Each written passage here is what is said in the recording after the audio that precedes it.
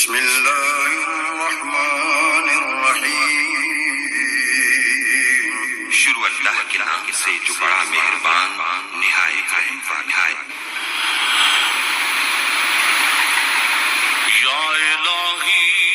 جب تک میرے بدن میں جان رہے،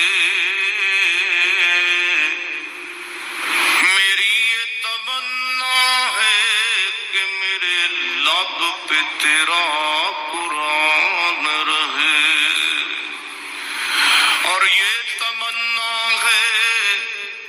کہ اس دنیا میں کوئی کام کر جاؤں، مولا اگر توفیق مل جائے تو خدمت اسلام کر جاؤں، اور یہ تمنا ہے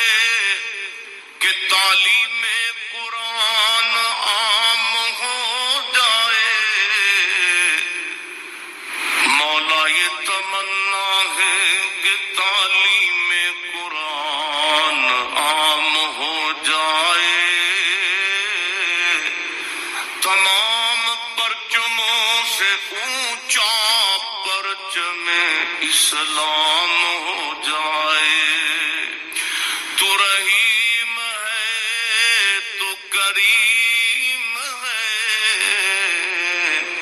مولا تیری ذات سب سے عظیم ہے، تو کرم اپنا عطا ہمیں، تیرے کرم پہ مولا یقین ہے۔ یہ قرآنی جو دعائیں ہوتی ہیں یہ انسان کو لازمی فائدہ دیتی ہیں۔ یہ نہیں ہو سکتا کہ بندہ اللہ رب العزت کی بارگاہ میں دعائیں کر رہا ہے، وظیفے کر رہا ہے کسی کام کے لیے تو وہ کام نہ ہو۔ اور ایک اور بات جو آج آپ سب نے، کئی مرتبہ انسان کے دل میں گھٹن ہوتی ہے، تنگی ہوتی ہے، وسوسہ ہوتا ہے، شیطانی حملے ہوتے ہیں، انسان انٹرویو دینے جا رہا ہے، انسان پیپر دینے جا رہا ہے، انسان کسی کے سامنے کھڑا ہونے سے ڈر رہا ہے، جناب میرا انٹرویو ہے، بہت بڑا افسر ہے، میں اس کے سامنے انٹرویو کیسے دوں گا۔ انسان اور خطیب اور علماء بھی جب سٹیج پہ آتے ہیں، ممبر پہ بیٹھتے ہیں تو یہ وظیفہ پڑھتے ہیں۔ آپ نے بھی اس وظیفے کو اپنی زندگی میں جاری کرنا ہے۔ ربی شرح لی صدری ویسر لی امری واحلل عقدۃ من لسانی یفقہوا قولی، یہاں تک یہ پڑھنا ہے۔ اس سے کیا ہوگا، کئی مرتبہ تو بعض دوستوں نے عجیب و غریب اس کے فوائد بتائے ہیں کہ دل کی بیماری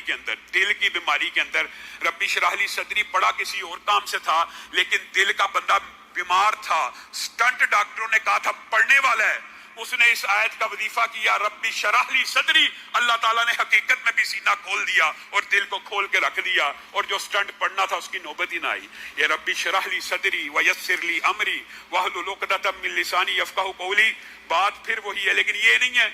علامہ صاحب نے وظیفہ بتایا تھا، ایک دفعہ پڑھا، نتیجہ نہ نکلا۔ آپ نے کوئی بھی وظیفہ،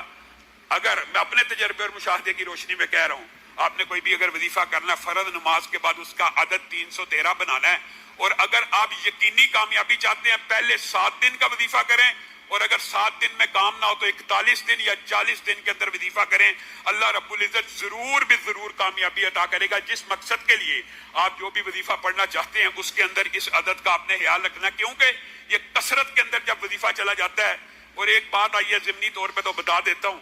ہمارے نانا حافظ محمد گوندلوی رحمہ اللہ یہ وظیفہ اپنی بیٹیوں کو، اولاد کو بتایا کرتے تھے کہ بہت زیادہ مسائل ہو جائیں،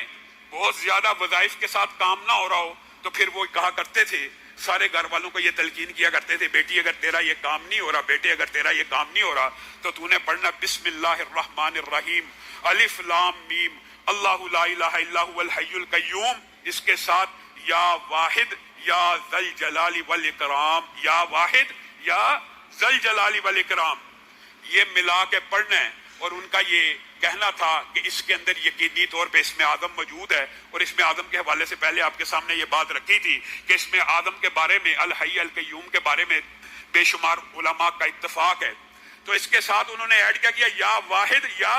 ذل جلال والاکرام، یہ 313 مرتبہ صرف ایک دن ایک دفعہ میں پڑھنا ہے، ایک دفعہ میں۔ اور اس کے بعد جو دعا آپ اللہ رب العزت سے مانگنا چاہیں گے اس اسم اعظم کی برکت کی وجہ سے